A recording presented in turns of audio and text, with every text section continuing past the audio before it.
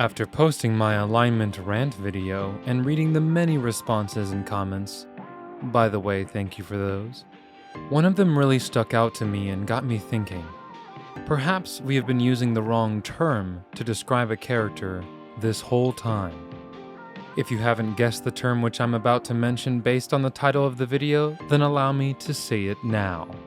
Welcome to the Personality is Greater Than Alignment video, here on Cardinal Adventures.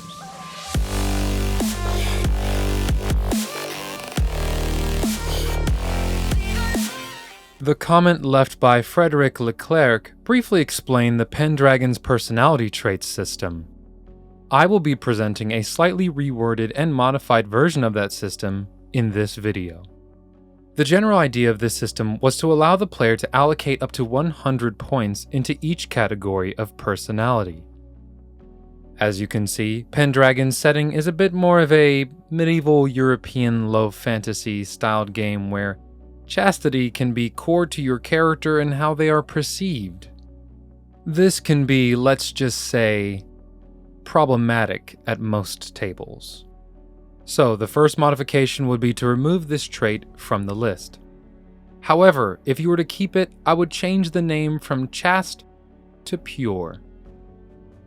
The main modification I would make would be the point allocation, as 100 is far too many. In Pathfinder 2nd Edition, we use no dice that is higher than a d20, so we will use 20 for our point allocation for each of these traits. One important thing to remember is that when you're using a personality-based system, good and evil is in the eyes of the beholder. With that in mind, let's see what the personality of two well-known deities might look like. Up first, Asmodeus.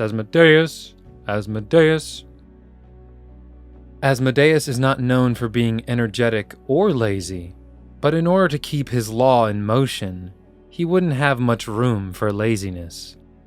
Asmodeus is known for ruling with an iron fist, but I'm sure that even Asmodeus has made exceptions from time to time. He is also generous to those who honestly venerate him, but most of the time is pretty selfish. He awards his clerics to become trained in deception. Devils are known for their forked tongues, so deceit is his game. He is also strict as all hell when it comes to law and order, but I'm sure there are some deals he has taken to avoid divine drama. Rule through tyranny. Yeah, he would probably be cruel most of the time. Asmodeus is also proud of what he has done, but not to the point of it becoming a weak spot for him. He is calculated in his thoughts, which would make him more prudent. I also modified the next section and made it optional to ask the character what method of magic they prefer or feel more comfortable with, even if they are unable to cast spells. Asmodeus would definitely be on the side of life and spirit. Between temperate and indulgent, I don't feel that we know enough about him to lean him towards one side. If you disagree, leave a comment below telling me what you think.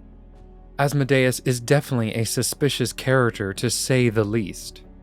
Lastly, due to his courage to fight off Rovagug, I would say he is more valorous than he is cowardly. Now, onto the second and final deity I will be reviewing for personality traits in this video. Nethys, God of Magic. Nethys is quite the oddball when it comes to deities, and yes, he will get his own video on this channel soon enough.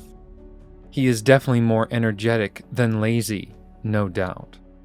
Nethys does not lean too much on either side of forgiveness and vengeance. As long as the act that you committed was in the pursuit of magic, he is pretty forgiving. Due to Nethys' desire for people to find and create magic, I think this would make him a pretty generous character. He is honest about most things, but every magician has their secrets. Nethys does not seek justice. He only seeks for magic to be found and expanded upon in Golarion. Thus, the score of 20 in the arbitrary block. If one were to upset or irritate Nethys, he would be more prone to resolving his conflicts with displays of power.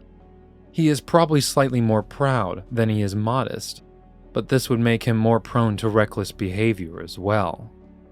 He would also align himself with matter and mind over life and spirit. He would be more prone to indulgence over temperance, but that wouldn't make him a suspicious character, as he would still have that base level of trust you could read off of him. Lastly, he is definitely more valorous than cowardly.